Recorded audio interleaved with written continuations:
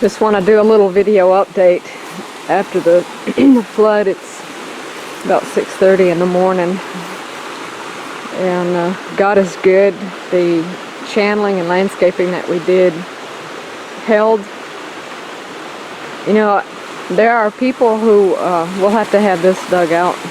The creek is so full now of silt and rock, but it cleaned out some stuff that we really wanted to get to, but we hadn't been able to. It cut the bank on the back side of the creek back quite a bit, which is good. It cut it back away from the house instead of cutting this bank down. We didn't lose too much on this side, actually. But a lot of people really sternly criticized us for building right next to the creek like this. But when Kaylin and I, when we looked long and hard for this property, and we walked the property quite a bit. You can see a lot of the water was here. We walked the property quite a bit and prayed earnestly that God would show us where to build, because we were almost in despair. We didn't know. There's so much water on this farm. We didn't know where we could build safely. We wanted to build way back in the back. Our property is about a half a mile deep, and we wanted to build back there for privacy, but we would have had to have built a creek. And I don't know if you can see that farm up there where the farmhouse is. There's a road that runs this way. That Rouse Branch runs here, east-west sort of. And there's a road that runs north-south. It's called Green Pond Road. The county bridge washed out upstream, and we are near the head of Rouse Branch. We're not too far from the head of it. It's not that long of a branch. And it washed that bridge out. That's how powerful that water was. It snapped a 1-inch cable loose from the tree right there. But at any rate, we prayed earnestly that God would show us where to build. And as we crossed the creek here one day coming from the back where we wanted to build, I looked over at this area and I said, "Sweetheart, what about right here?" And we instantly both felt at peace with this spot for the garden and that spot for the house. And but we still struggled with it because it's so near the creek. But we prayed and we asked God to please show us, because we really felt as though this was where He led us, to this farm. And I have to tell you that other than the north side of the garden, you know, there was water standing here, but it wasn't water flowing through here. On the north side of the garden over there where the potatoes are, water was flowing between the potato rows, which is another reason, because I know what these spring rains are like. It's another reason that I do quite a bit of healing in my garden here in the south. But at any rate, this, where the house is sitting and where the blueberries are, and over there where we plowed up for more garden, and part of that we plowed up for more, are the only areas in this lower area close to the creek that did not flood last night. Water flowed around the house, so we believe that God directed us, even though we really struggled with putting the house there. That's the only choice that we saw, without being right up on the road, which we did not want to do. We didn't want to be, it's not a busy road, but nonetheless. The ministry building, I did not want to put it there, and I went round and round and round with the engineer from the power company. I wanted them, I'll show you, you can see quite a bit of debris from the flooding. The dogs survived. This was probably 1.5 feet underwater last night, right here.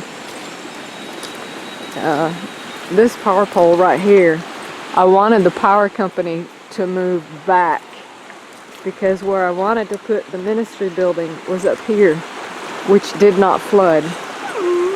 But they would not move this power line back, and they would not permit us to build within 30 feet of it. And so, yes ma'am, Emmy. So we had to put it over here. which it did take a little bit of water underneath, but these buildings all have 3-foot crawl spaces. So there's no water in the building, there's just a little bit underneath that will have to get dried out. But you can see there was quite a bit of water here. The driveway's washed out. I think we can cross it, but it is going to have a lot of repair. We do still plan to have camp meeting where we were going to put the RVs. We're hoping it'll dry out enough that they can get in there. No one will be permitted to camp across the creek at this point. The walkway here was underwater last night, and the IBC tanks in the back that did not have water in them were pushed. The creek did come over the bank behind the ministry building, but the way that we had it landscaped, I don't know that much got in from behind. I think it was from the front. Here, this whole field, well, half of it out to about midway there was flooded. There's a huge culvert up there at the end of the driveway that the county's going to have to replace because the road has sunk. And in the culvert, you can see there's a lot of debris at the end of our driveway and in the road that'll have to be cleared out. So much for the rock bridge.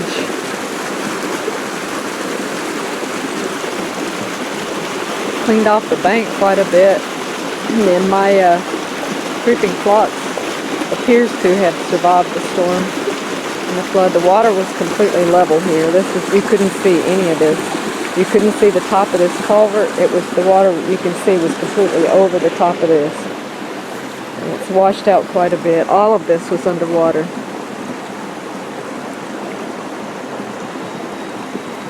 But there was no water under the house. In fact, there's powdery dry dirt under this end porch right here. God guides, and God is good all the time. The creek is nowhere near as deep as it was because it has so many rocks that have settled in here. The man that we bought the farm from has a bulldozer, and so we'll have him clean a lot of this out. But it did clear out a lot of stuff that we wanted cleared out, which is kind of a scary way to have it done. But anyway,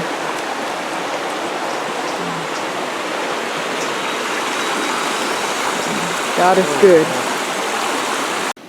We were working on the walkway here at the ministry building, and it actually took some of the big heavy rocks and shifted them. But I want to show you behind here. See, I think we did take some water from the front, and there may have been some from the rear. I'm going to leave the little door open here so it can begin to dry out. It's very boggy here.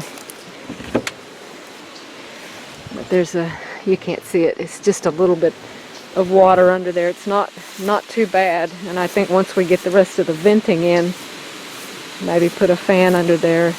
But you can see we had a channel cut around here too, but it really cleaned off the bank of the creek. And this is undercut, so if you come to camp meeting, don't walk up to the edge of this creek because you're liable to end up in the creek. But these IBC tanks were lined up along behind the building here, and the ones that don't have water in them were jammed up against the ones that do. And that one there was pushed all the way from up here it was up here on the ridge. And no, I think it was in front of the other tank there, but at any rate it pushed it quite a distance. So our work bee will be a little bit redirected today, just trying to get cleaned up and ready again for camp meeting. But you can see how high the water was. I'm sure that was every bit of 10-12 feet deep last night. God is good. For the kind of storm that was and the kind of water that was going through here, we have very little damage.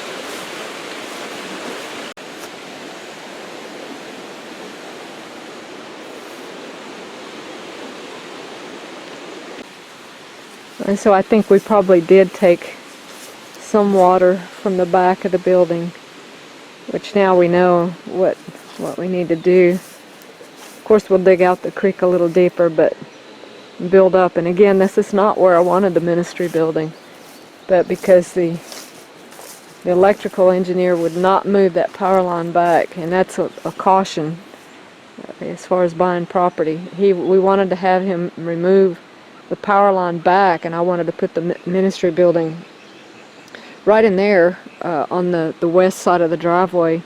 But that did not flood. I believe the Lord was directing that decision, but the only other option we had was to put it here and do what we could, and which we did, and God kept the damage to a minimum. We just have to get the rest of the venting in.